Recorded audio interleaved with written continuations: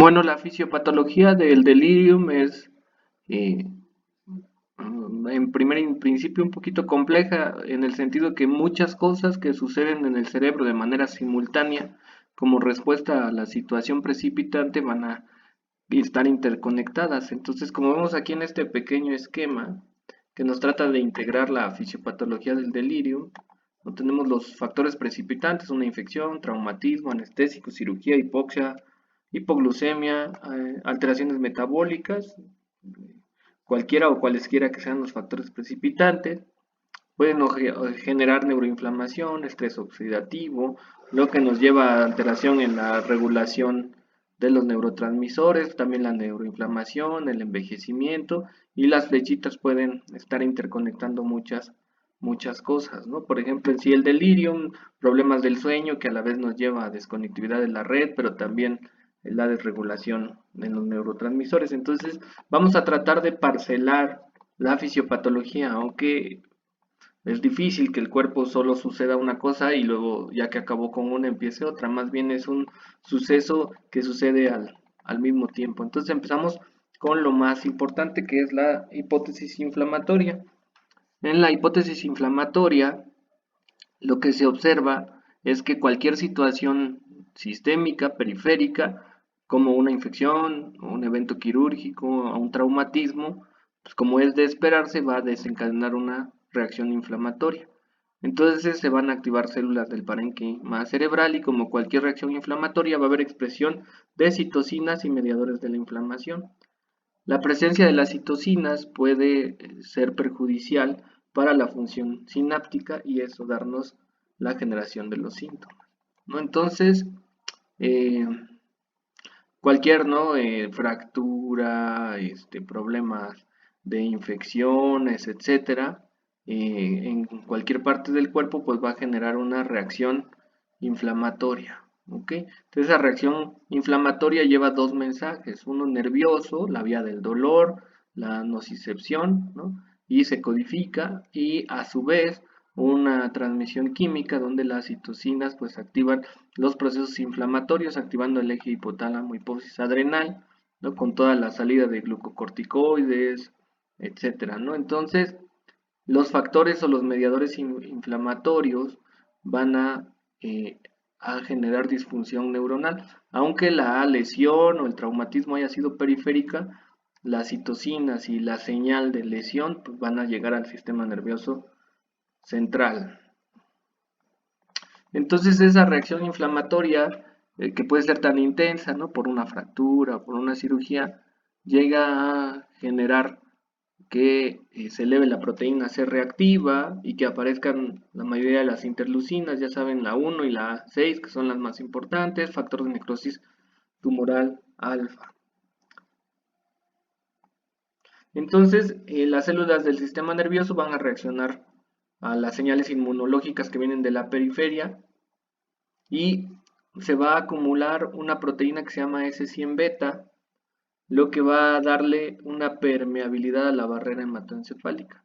Entonces, si las citocinas no pudieran atravesar la barrera hematoencefálica, pues si la lesión fuera periférica, se quedaría limitada la reacción inflamatoria a la periferia, pero la activación del eje hipotálamo hipófisis y la activación de algunas células va a generar que esta proteína le dé permeabilidad a la barrera hematoencefálica y eso altere la transmisión sináptica, ¿no? Entonces, aquí tenemos la barrera hematoencefálica, ¿no? Y la proteína S100B o beta abre la barrera hematoencefálica, entonces los factores inflamatorios de la periferia entran y activan la glía, ¿no? ¿Se acuerdan que la glía tiene funciones inflamatorias, ¿no? Entonces, estas glías liberan toda la reacción de citocinas y todo la capacidad inflamatoria y desatan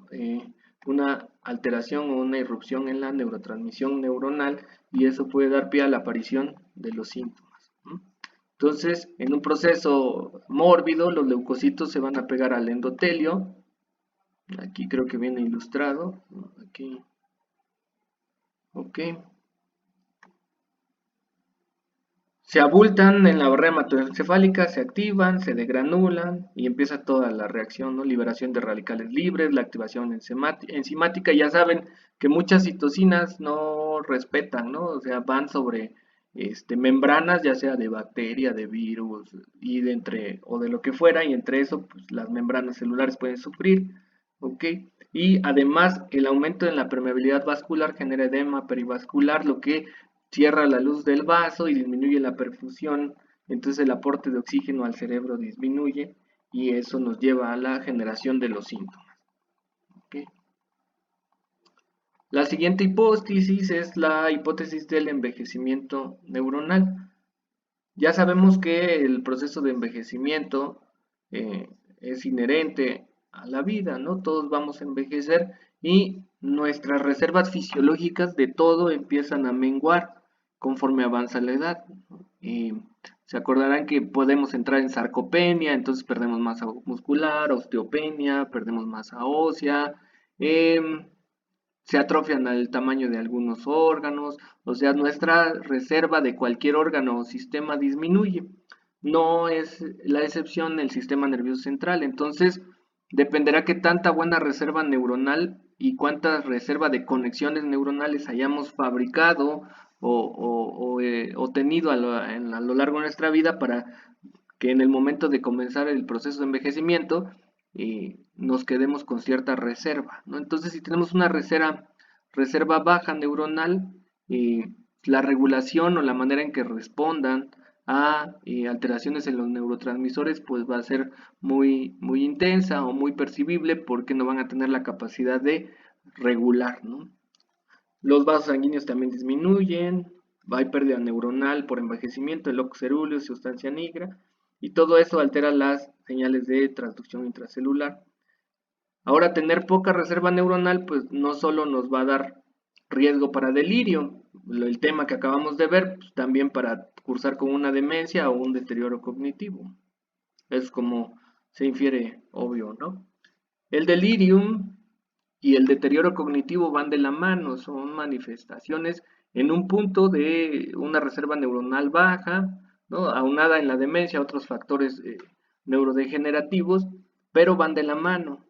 Si una persona tiene delirium y es adulto mayor, tiene más riesgo de generar un deterioro cognitivo. Y al revés, si una persona tiene deterioro cognitivo o demencia, tiene más riesgo de desarrollar delirium. Este es un estudio, o estas cifras son de un estudio donde a 8 meses después de dar de alta a pacientes con adultos mayores con diversas patologías por las cuales fueron hospitalizados, las personas del grupo que experimentaron delirium tuvieron un deterioro cognitivo más de la mitad. Los que estuvieron internados y no experimentaron delirium, solo el 4% tuvo un deterioro cognitivo. Entonces, como ven, hay una asociación bidireccional. El delirium nos da riesgo de deterioro cognitivo, el deterioro cognitivo nos da riesgo de delirium. Deterioro cognitivo desde no demencia hasta un deterioro cognitivo de franca demencia. Existe un fenómeno inmunológico, a lo mejor ya han escuchado de él, que se llama inmunosenescencia, donde el tejido graso, los adipocitos, secretan citocinas. Entonces, además de una respuesta inflamatoria convencional, la grasa tiende a secretar citocinas en el fenómeno de envejecimiento. Entonces, eso hace que todavía los mediadores inflamatorios que describimos anteriormente pues tengan una respuesta más exagerada, ¿no? Y eso es deleterio por todo lo que provoca una reacción inflamatoria a nivel cerebral. ¿Ok? Aquí es una tabla que solo es ilustrativa, ¿no? Y nos dice cómo es la probabilidad que tenemos de hacer delirium.